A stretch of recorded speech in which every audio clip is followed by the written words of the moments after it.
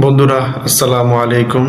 ছোট্ট একটা মাসলা নিয়ে আসলাম, সেটা হচ্ছে এই যে এখন রমজান মাস চলতেছে, যে দেখা যাবে যে রমজানের শেষের দিকে মসজিদ কমিটি কি করবে, যে বলবে ইমাম সাহেব, হাফেজ সাহেব মুয়াজ্জিনদের জন্য হাদিয়া তুলবে বিভিন্ন সিস্টেমে। কেউ রুমাল দেওয়া তোলে, কেউ বাসায় গিয়া তোলে, বা মসজিদে মাইক দিয়ে অ্যানাউন্স করে বলে এভাবে টাকা তোলে।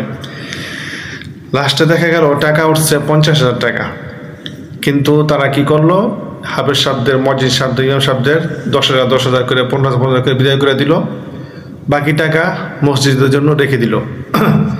এই কাজটা কমিটির একটা নির্ঘাত হারাম কাজ করলো।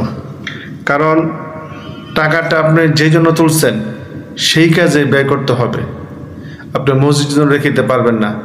দাতা যেই টাকাটা দিচ্ছে, সে যে নিয়তে দিচ্ছে সেই কাজে আপনাকে ব্যবহার করতে হবে, অন্য কোনো কাজে আপনি টাকাটা ব্যবহার করতে পারবেন না। অনেক সময় দেখা যায় ঈদের দিনও টাকা তোলে, যে ঈদগাহে নামাজ পড়ার সময় ইমাম সাহেব মুয়াজ্জিনের জন্য হাদিয়া তোলে রুমাল দিয়ে।